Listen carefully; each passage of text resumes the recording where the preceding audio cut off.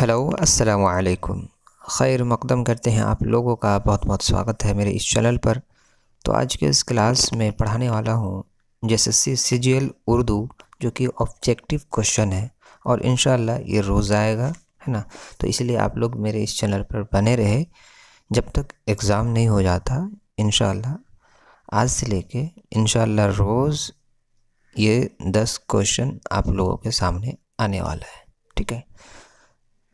और अगर आप लोगों ने मेरे इस चैनल को सब्सक्राइब नहीं किया है तो सब्सक्राइब ज़रूर कर लें। तो चलिए शुरू करते हैं। आपको सवाल पूछूंगा, ठीक है।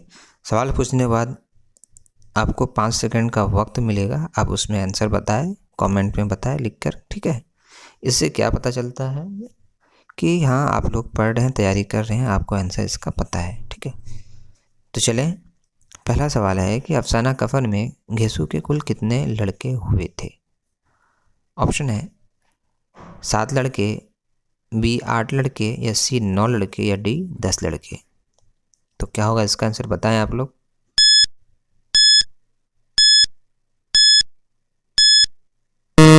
जी, इसका आंसर हो जाएगा आपका 9 लड़के। घेसू के 9 लड़के हुए थे, ठीक है। अगला सवाल देखें कि उस्ताद मंगू कोचवान की तालीम जो है कहाँ कहाँ तक की थी। ऑप्शन देखें, सफ़र, या फिर मैट्रिक, या फिर सी इंटर, या फिर डी बीए तक।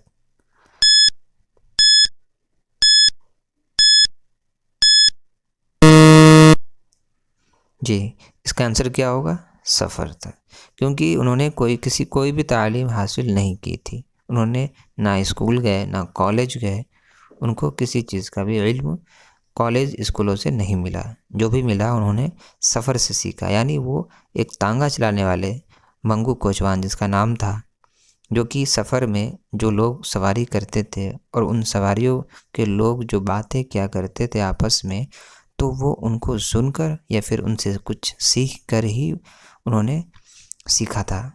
जो भी कुछ सीखा था वो सफ़र से ही सीखते थे, ठीक है। तो इसका आंसर सफ़र है।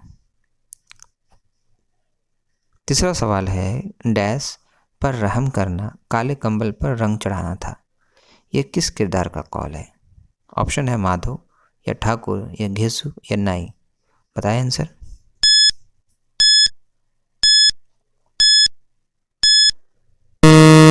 तो इसका आंसर क्या होगा, इसका आंसर हो जाएगा आपका घेसू।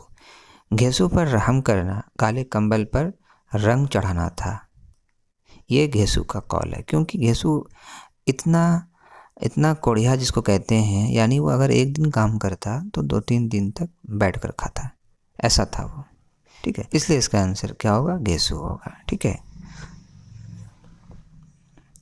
चौथा सवाल है कि अमीरन कहाँ की रहने वाली थी। ऑप्शन देखें, फैज़ाबाद, या लखनऊ, या कानपुर, या बनारस।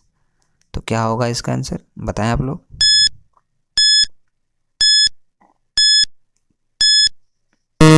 तो इसका आंसर क्या होगा, इसका आंसर हो जाएगा आपका फैज़ाबाद की रहने वाली थी, ठीक है। पांचवा सवाल है कि तवक्का का मुतरादिफ क्या होगा। ऑप्शन देखें, आरजू, या भरोसा, या दोनों, या उनमें से कोई नहीं। बताएं आप लोग।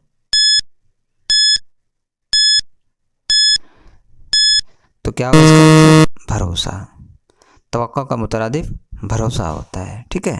आगे देखें, छठा सवाल है कि नेस्त का मुतरादिफ क्या होगा। ऑप्शन देखें, अजियत, नाबूद, या जंग, या जदाल।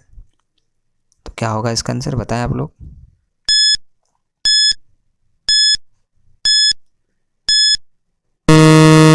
इसका आंसर हो जाएगा आपका नाबूद, ठीक है। सातवां सवाल है कि कौन सी नज़्म नज़ीर अकबरबादी की नहीं है। ऑप्शन देखें, आदमी नामा, बंजारा नामा, या होली, या बीरबूटी। बताएं आप लोग।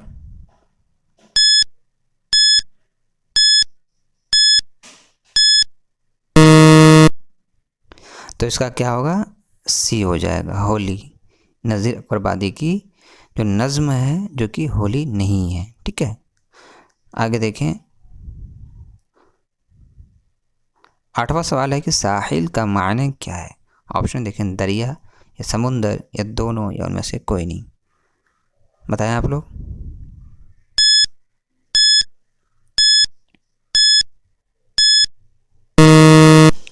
तो क्या होगा इसका आंसर? दोनों हो जाएगा। ठीक है, क्या होगा? दोनों इसका आंसर हो जाएगा। नवा सवाल देखें कि मारूफ का मुतज़ाद क्या होगा। ऑप्शन देखें, मजहूल या इताब या हज़्र या फिर उनमें से कोई नहीं। तो क्या होगा इसका आंसर?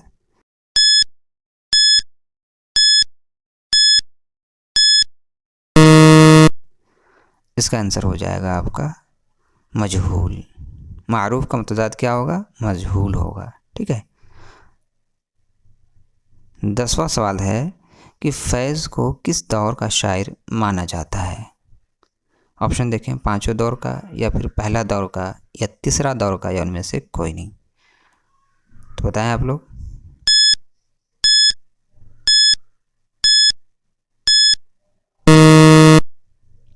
तो इसका आंसर क्या होगा? पाँचवें दौर का। फैज़ को पाँचवें दौर का शायर माना जाता है। ठीक है।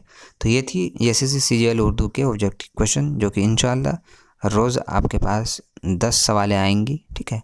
तो आप लोगों को अच्छे तरीके से इसको जान लेना है, जहन में बैठा लेना है। ठीक है। तो फिर इंशाल्लाह मिलते हैं अगली वीडियो में। आप लोग मेरे इस चैनल पर बने रहें। अल्लाह हाफिज़।